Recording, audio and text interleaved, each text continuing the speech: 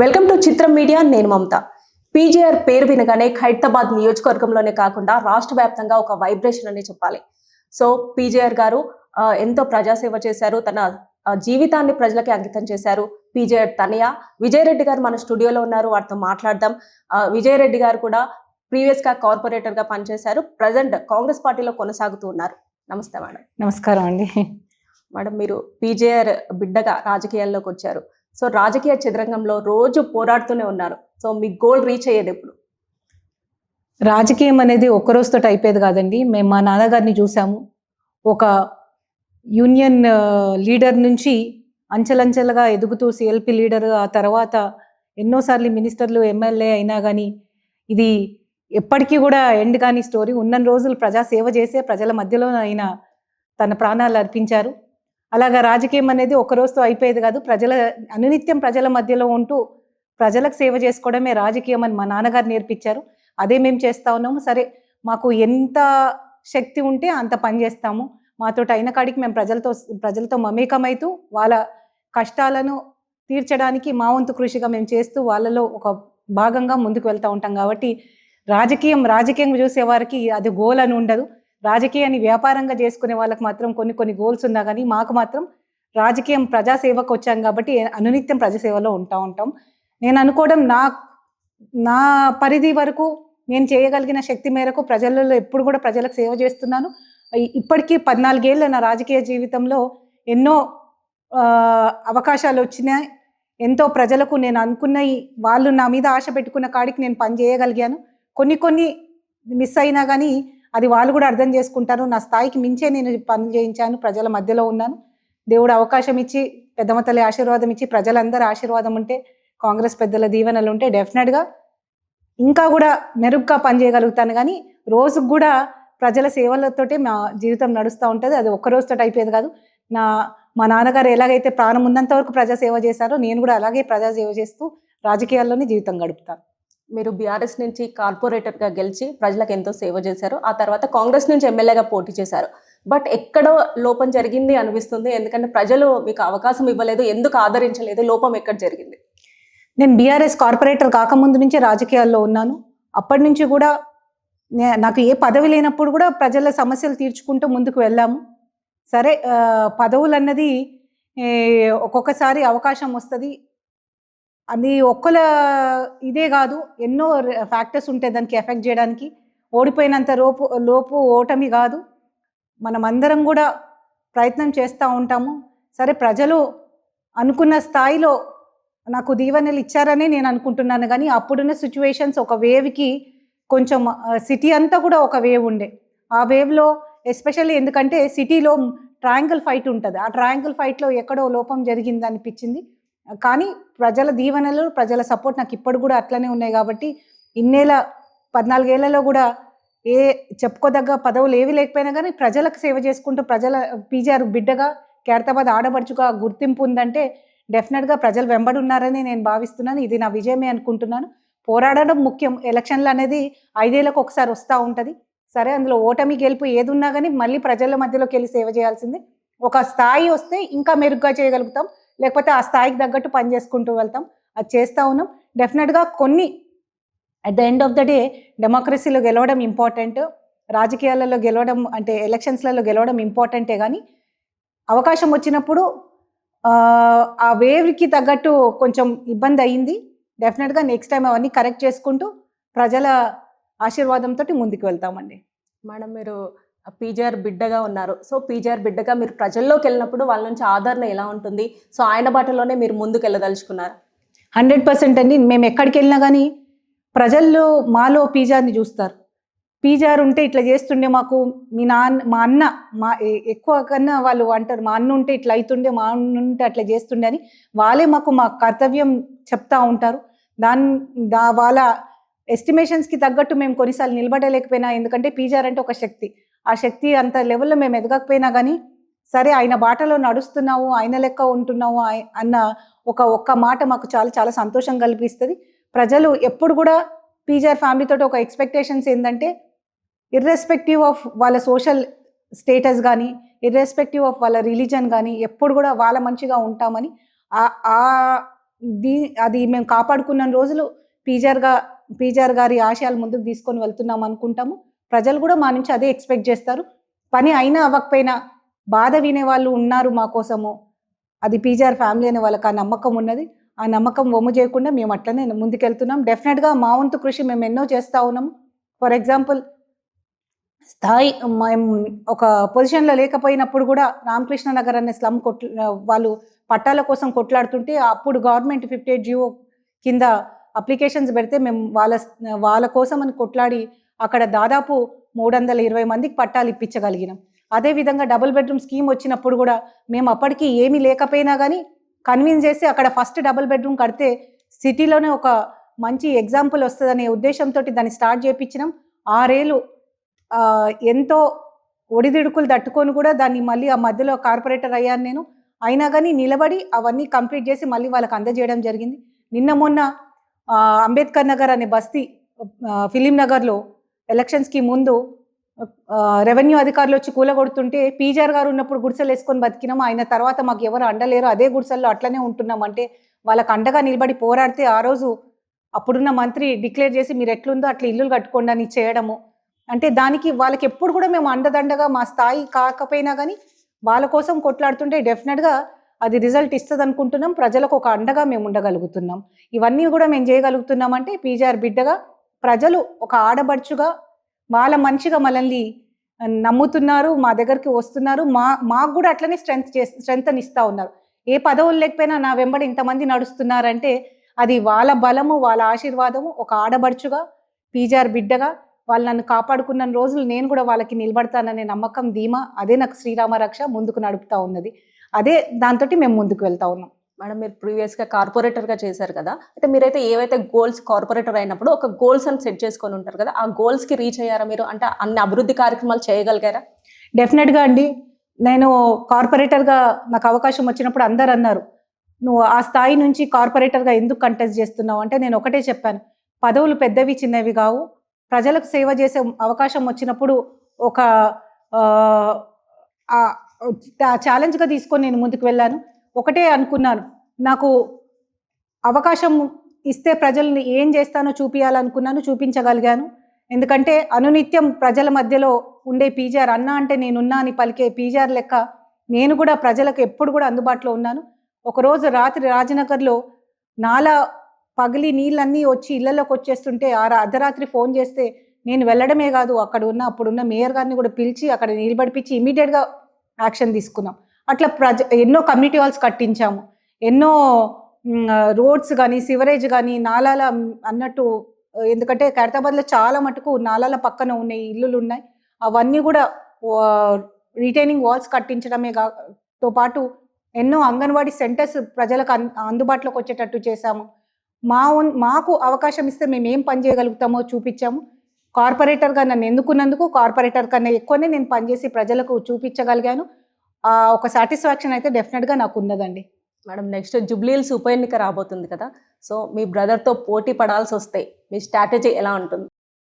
ఒకటండి, ఇది ఎవరి వ్యక్తిగత పోరాటం కాదు. కాంగ్రెస్ పార్టీ ఎవరిని క్యాండిడేట్గా నిలిపించినా కానీ డెఫినెట్గా కాంగ్రెస్ పార్టీ జెండా రెపరెపలాడుతుంది జూబ్లీహిల్స్లో.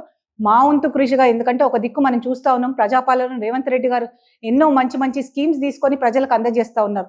నిన్నటికి మొన్న సన్నబియ్యం, అది ఎప్పుడు కూడా ఎంతోమంది చెప్పినా కానీ ఇంప్లిమెంటేషన్ ఎక్కడ జరగలేదు. అది రేవంత్ రెడ్డి గారి ప్రభుత్వంలో ప్రజలకు అందరికీ కూడా సన్నబియ్యం అందుతున్నది.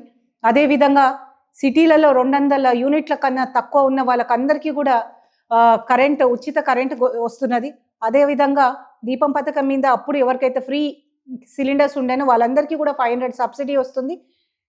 చిన్న పెద్ద భేదం లేకుండా ఆడవాళ్ళందరూ కూడా ఆర్టీసీలో హ్యాపీగా ట్రావెల్ చేయగలుగుతున్నారు. ఇలాంటి మంచి మంచి పథకాలు, ఆరోగ్యశ్రీ ఎంతో 10 లక్షల వరకు పెంచి అందరికీ కూడా ఆరోగ్యం మెరుగుపరిచేటట్టు ఆయన ప్రయత్నం చేస్తూ ఉన్నారు. ఎన్నో పథకాలు తీసుకొస్తున్నారు, అవన్నీ కూడా ప్రజలకు అందుతున్నాయి. ఇంకా కూడా చేయాల్సింది చాలా ఉన్నది. వాళ్ళు ఇంకా చేయాలంటే మళ్ళీ మా క్యాండిడేట్స్ ఇంకా గెలుస్తూ ఉంటేనే డెఫినెట్గా ఇంకా ఇంప్రూవ్ చేసుకుంటూ వెళ్ళొచ్చనే ఒక మెసేజ్ ఇచ్చుకుంటూ కాంగ్రెస్ పార్టీ చేస్తున్న విజయాలు, చేస్తున్న పథకాలు, వాళ్ళ కోసం పనిచేస్తున్న తీరు చూపించుకుంటూ రేపు మళ్ళీ ఇంకా ఎక్కువ చేయాలంటే డెఫినెట్గా ఇలాంటి బూస్ట్ నేను అనుకోవడం జుబ్లీహిల్స్ గెలవడం ఒక బూస్ట్ లాంటిది మాకు. ఆ బూస్ట్ అవసరం కాబట్టి కాంగ్రెస్ పార్టీకి ఎవరికి టికెట్ ఇచ్చినా కానీ నిలబడి గెలిపించుకునే బాధ్యత మాది. అందులో అది ఖైరతాబాద్ నియోజకవర్గంలో భాగము. పీజీఆర్ గారు ఉన్నప్పుడు పెద్ద కాన్స్టిట్యున్సీ ఉండే, ఈ జుబ్లీహిల్స్ కూడా అప్పుడు ఖైరతాబాద్ భాగం కాబట్టి మా మీద ఇంకా ఎక్కువ బాధ్యత ఉంటుంది. కాబట్టి ఎవరు నిలబడినా కాంగ్రెస్ పార్టీ గెలుస్తుందని మేము చెప్తున్నాం. గెలిపించే బాధ్యతగా మేము ముందుకు వెళ్తాం. మేడం, గత కార్పొరేషన్ ఎన్నికలు ఏవైతే ఉన్నాయో దాంట్లో బీఆర్ఎస్ బీజేపీ 50-50 అన్నట్లుగా కొనసాగింది. సో ఈ ఇయర్ కార్పొరేషన్స్ ఎలక్షన్స్ లో కాంగ్రెస్ కూడా ఎంట్రీ అయింది. సో ఎలా ఉండబోతుంది? ప్రజలందరూ చూస్తున్నారండి.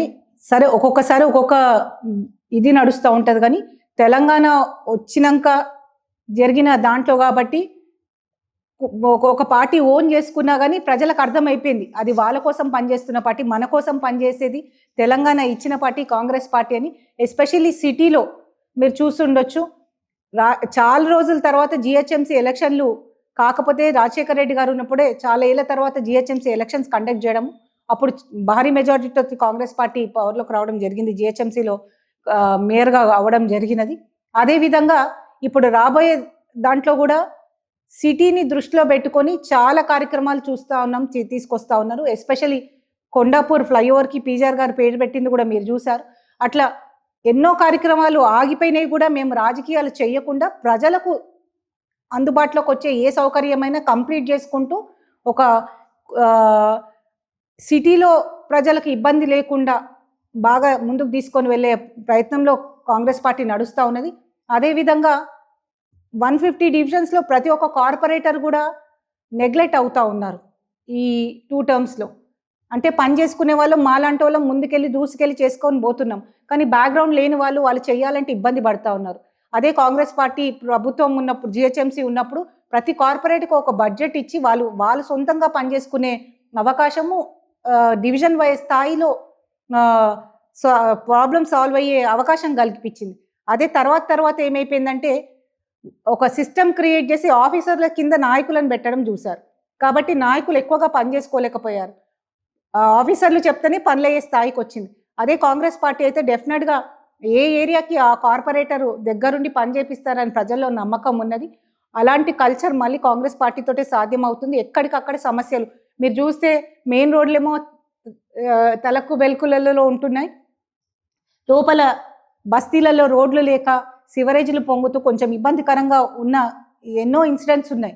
అలాంటివన్నీ తీరాలంటే డివిజన్ వైజ్ ఫండ్స్ ఇచ్చి అందరికీ అన్ని డివిజన్స్ సమూలంగా డెవలప్ చేసే ఛాన్స్ కాంగ్రెస్ పార్టీ, జిహెచ్ఎంసీలో కాంగ్రెస్ పార్టీ వస్తేనే ప్రజలకు మేము మరింత ఎక్స్ప్లెయిన్ చేస్తూ ప్రజల్లోకి వెళ్తాం. డెఫినెట్గా ఈసారి మాటలలో ప్రభుత్వాలు చాలా చూశారు, కానీ చేతలలో ప్రభుత్వం కాంగ్రెస్ పార్టీ అని ప్రజలు నమ్ముతున్నారు. కాబట్టి 100% ఈసారి మాకు మ్యాక్సిమం సీట్స్ వస్తాయి. మేయర్ మా కాంగ్రెస్ పార్టీ వాళ్ళే అవుతారని మేము నమ్ముతాం. మేడం, ఇందాక కొండాపూర్ ఫ్లైఓవర్ గురించి అయితే మాట్లాడారో, సో దీంట్లో అంటే పీజీఆర్ గారికి ఇంపార్టెన్స్ ఇవ్వడంలో డిలే అయింది అని మీకు అనిపించిందా? నిజంగా అనుకుంటే పీజీఆర్ గారు తెలంగాణ పదం ఉచ్చరించాలంటేనే భయపడే టైంలో అటు క్షేత్రస్థాయిలో ఇటు అసెంబ్లీలో కూడా సొంత పార్టీకి కూడా అగేన్స్ట్గా మాట్లాడి తెలంగాణ సమస్యల మీద మాట్లాడి తెలంగాణ రావాలని కోరుకున్న నాయకుడు. తెలంగాణ రాగానే ఆయనకు ఇది కలగాల్సింది, రెస్పెక్ట్ ఇవ్వాల్సింది, కానీ రాజకీయ కారణాల వల్ల, ఎందుకంటే పీజీఆర్ అంటే కాంగ్రెస్ గుర్తొస్తుంది అందరికీ, అది ఎక్కడ మళ్ళీ ఇది అవుతుందని రాజకీయాల కారణంగా ఇవ్వకపోయినా కానీ ఇప్పుడు మాకు ప్రభుత్వం వచ్చింది కాబట్టి అందరూ నాయకులను మేము రెస్పెక్ట్ చేసుకుంటాం. కాబట్టి అలాంటిది పీజీఆర్ లాంటి నాయకుడు జంట నగరాలలోనే ఇన్ని బస్తీలు ఇన్ని స్లమ్స్ ఉన్నాయంటే ఆయన ఇదని అందరూ కూడా తెలిసిన విషయమే. కాబట్టి మా రేవంత్ రెడ్డి గారు ఎప్పుడు కూడా అంటుండే పీజీఆర్ గారు ఒక స్ఫూర్తి అని. ఆ స్ఫూర్తిని మళ్ళీ ప్రజలలో నాయకులలో ఇమిడేజ్ చేసేటట్టు కొండాపూరి ఫ్లైఓవర్కి పేరు పెట్టినందుకు చాలా సంతోషంగా ఉంది. మాలాంటి నాయకులు ఇంకా రాబోయే తరానికి కూడా పీజీఆర్ గారు ఒక స్ఫూర్తి, ఒక దిక్సూచిగా ముందుకు వెళ్తారని, దానికి రేవంత్ రెడ్డి గారు తీసుకునే ఈ మంచి కార్యక్రమం పనికొస్తుందని మేము నమ్ముతా ఉన్నాం. డెఫినెట్గా పీజీఆర్ గారికి ఎప్పుడో రావాల్సినది ఇప్పుడన్నా వచ్చినందుకు చాలా సంతోషంగా ఉన్నది. మేడం, ఖైరతాబాద్లో మీరు గతంలో పోటీ చేశారు, ఆ తర్వాత దానం నాగేందర్ గారు కాంగ్రెస్లోకి రావడం జరిగింది. సో అక్కడ కోఆర్డినేషన్ ఎలా ఉంది, మీకు ఎట్లా అనిపిస్తుంది? అంటే ఈ మధ్య కొత్త కాంగ్రెస్, పాత కాంగ్రెస్ అనే ఇష్యూస్ అయితే నడుస్తూ ఉన్నాయి. సో ఖైరతాబాద్ నియోజకవర్గంలో కూడా అలా ఏమైనా ఉందా? ఖైరతాబాద్లో నన్ను ఒక పీజీఆర్ బిడ్డగా ఖైరతాబాద్ ఆడబడుచుగా ఎప్పుడో ఎస్టాబ్లిష్ అయ్యానండి. ఎవరో వస్తే నా స్థాయి తగ్గడమో లేకపోతే నా ఇంపార్టెన్స్ తగ్గుతుందని నేను ఎప్పుడూ అనుకోలేదు. డెఫినెట్గా కాంగ్రెస్ పార్టీని కష్టకాలంలో మేము జెండా పట్టుకొని నడిచిన వాళ్ళము. పార్టీకి కూడా ఆ నమ్మకం తెలుసు, మా పనితీరు తెలుసు, మాకు ఆ నమ్మకం ఉంది. కాంగ్రెస్ పార్టీలో ఎంతోమంది ఎదుగుతారు, అందరికీ ఎదిగే అవకాశం ఇచ్చేది కాంగ్రెస్ పార్టీ. ఈ వృక్షం కింద అందరు నాయకులుగా ఎదుగుతారు. డెఫినెట్గా విభేదాలు ఏమున్నా కానీ కాంగ్రెస్ పార్టీలో అందరం కూడా ప్రజల కోసం పనిచేసే అవకాశం ఉన్నది, అవసరం ఉన్నది, అవకాశం కూడా కల్పిస్తుందని మేము నమ్ముతా ఉన్నాము. ఎవరికో ఇండివిజువల్ కాకుండా కాంగ్రెస్ వర్గం ఒకటి స్ట్రాంగ్గా ఖైరతాబాద్ నియోజకవర్గంలో ఉందని మేము నమ్ముతా ఉన్నాం. దానికి పునాది వేసింది పీజీఆర్ గారు. దాదాపు 5-6 సార్లు ఈ ఉమ్మడి ఖైరతాబాద్ నియోజకవర్గంలో కూడా కాంగ్రెస్ పార్టీ జెండా రెపరెపలాడిచ్చారు. ఆ తర్వాత విష్ణువర్ధన్ రెడ్డి గారు కూడా ఎమ్మెల్యేగా కాంగ్రెస్ పార్టీ నుంచి ఉండే, తర్వాత నాగేందర్ గారు ఒక్కసారి అయ్యారు, తర్వాత 2 సార్లు బీఆర్ఎస్ నుంచి వచ్చినా కానీ ఈసారి కాంగ్రెస్లోకి వచ్చినా కానీ at the end of the day Congress పార్టీలో ఖైరతాబాద్ నియోజకవర్గంలో కాంగ్రెస్ పార్టీ అంటే చెరగని ముద్ర ఉంది. అందులో పీజీఆర్ బిడ్డగా ఖైరతాబాద్ ఆడబడుచుగా నా ముద్ర నాకు ఉన్నది. నేను చేసే పని నేను చేసుకుంటూ వెళ్తాను. మాకు ఎవరితో విభేదాలు లేవు. ప్రజల సంక్షేమమే మాకు ముందున్న అజెండా. మేడం, కాంగ్రెస్ పార్టీ ఎలక్షన్లోకి గెలవక ముందు ఎన్నో హామీలు ఇచ్చింది.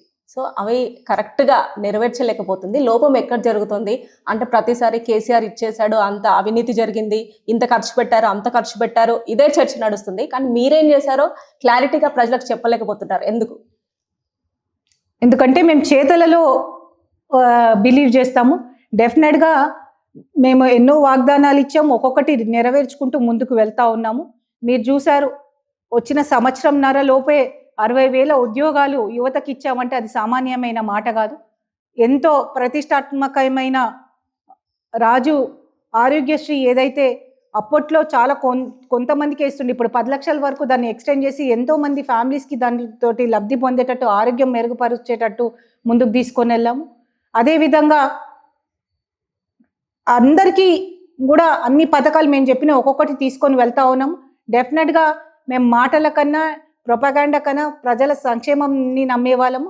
మా యాక్షనే డెఫినెట్గా రిజల్ట్ ఇస్తారని నమ్ముతా ఉన్నాం. చేయాల్సిన కార్యక్రమాలు ఇంకా ఎన్నో ఉన్నాయి, చేసుకుంటూ వెళ్తాము, చేస్తామనే నమ్మకం ప్రజల్లో ఉంది. కాబట్టి మాకు మళ్ళీ ముందుకు తీసుకొని వెళ్తూ ఉన్నారు. 100% ఇందిరమ్మ రాజ్యం, ప్రజల రాజ్యం, ప్రజల పరిపాలన కాంగ్రెస్ పార్టీతోటే సాధ్యమవుతుందని ప్రజలు నమ్ముతా ఉన్నారు. 10 ఏళ్ళు చూశారు, వాళ్ళ స్వార్థం కోసం చేసిన రాజకీయాలు ఎట్లుంటాయో, ప్రజల సంక్షేమం కోసం చేసే రాజకీయాలు ఎట్లుంటాయో ఈ సంవత్సరంన్నరలో తెలిసిపోయింది.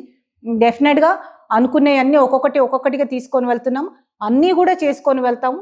మ్యాక్సిమం పెద్ద అన్నీ కూడా కవర్ చేస్తాము. ఇంకా ఏవైనా ఉండిపోయినా కానీ అవన్నీ కూడా తీసుకొని వెళ్తాము. ఎస్పెషల్లీ రైతు రుణమాఫీ అది చిన్న మాట కాదు.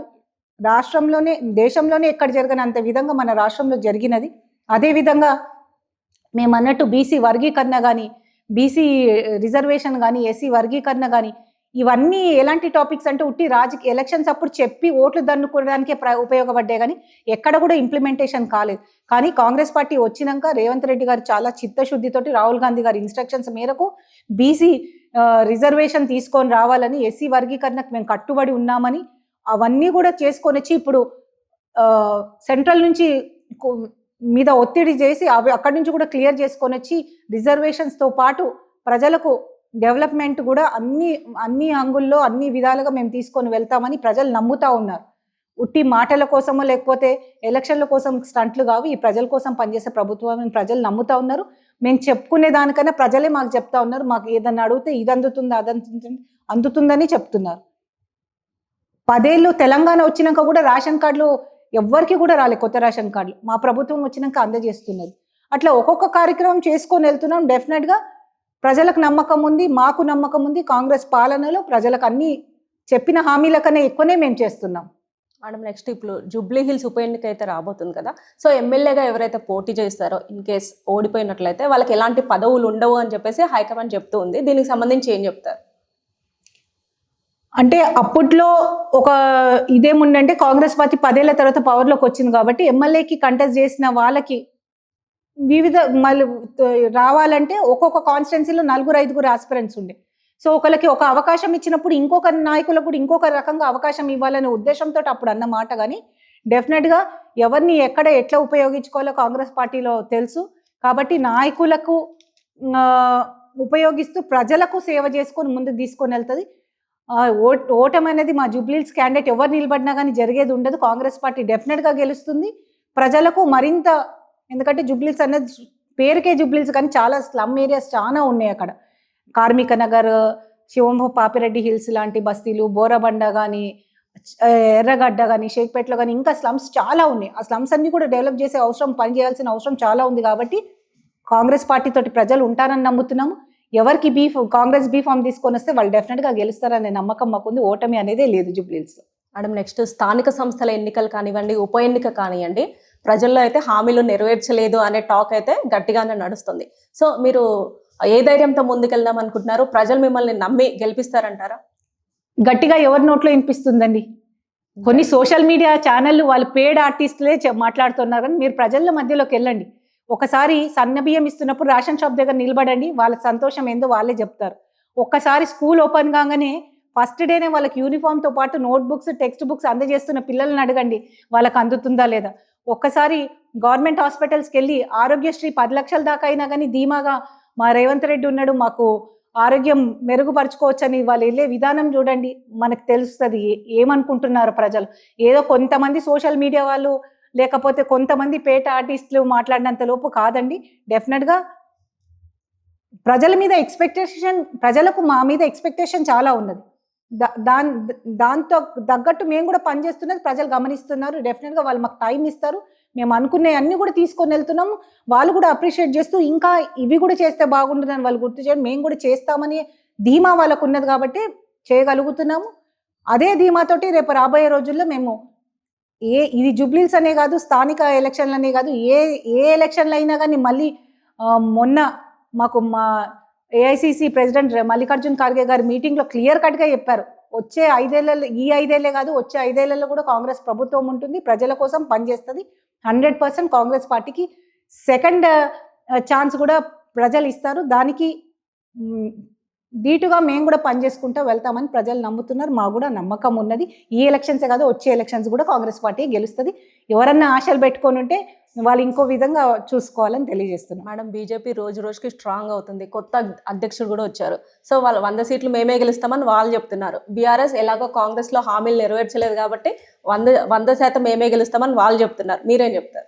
నెరవేర్చినాం కాబట్టి 100 వస్తాయని మేము అనుకుంటున్నాము. బీజేపీ ఎవ్రీ టైం చూసాము, ఎంపీ ఎలక్షన్లే వాళ్ళకు ముఖ్యం. ఎంపీలు గెలుచుకోవడం వరకే వాళ్ళ బాధ్యత, అదే గెలుచుకుంటారు. లాస్ట్ టైం చూసాం జిహెచ్ఎంసీలో దాదాపు సగభాగం బీజేపీని గెలిపిస్తే ప్రజలు అక్కడ ఉన్న నాయకుడు బండి పోతే బండి ఇస్తానన్నాడు, ఇల్లు పోతే ఇల్లు ఇస్తానన్నాడు. అలాంటి మాటలాడి 50% జిహెచ్ఎంసీలో గెలిచిన నాయకులు ఏం చేశారో ప్రజలకు తెలుసు. వాళ్ళన్నీ ఎలక్షన్ల ముందు స్టంట్లే తప్ప నిజంగా బీజేపీ ప్రజలకు ఏం చేస్తుందని ప్రజలకు తెలుసు. కాబట్టి కులం పేరు మీద, రంగు పేరు మీద ఓట్లు అడుక్కున్నా కానీ ప్రజలు ఇప్పుడు చాలా ఆలోచనలో ఉన్నారు. కాంగ్రెస్ పార్టీ తీసుకొస్తున్న విధానాలు చూసి అన్ని వర్గాలకు పనిచేసే పార్టీ, అన్ని మతాల కోసం పనిచేసే పార్టీ కాంగ్రెస్ పార్టీ అని నమ్ముతున్నారు. కాబట్టి 100% మేము చెప్పడం కన్నా రాబోయే రోజుల్లో మీరే రిజల్ట్స్ చూస్తారు. కాంగ్రెస్ పార్టీ ఏ ఎలక్షన్ అయినా కానీ డెఫినెట్గా ప్రజలు ఆదరిస్తారు, మనల్ని ముందుకు తీసుకొని వెళ్తారు. మేము ఆ ఆదరణని, నమ్మకంని వమ్ము చేయకుండా ప్రజల కోసం పనిచేసుకుంటూ ముందుకు వెళ్తాం. మేడం, మా స్టూడియోకి వచ్చి మీ నెక్స్ట్ కార్యాచరణ గురించి, మీరు చేసే సేవ గురించి చాలా చక్కగా వివరించారు. థ్యాంక్ యూ విజయారెడ్డి గారు. థ్యాంక్ యూ అండి. Thanks a lot. మరో గెస్ట్తో మళ్ళీ కలుద్దాం. నమస్తే. Please subscribe to Chitram Media.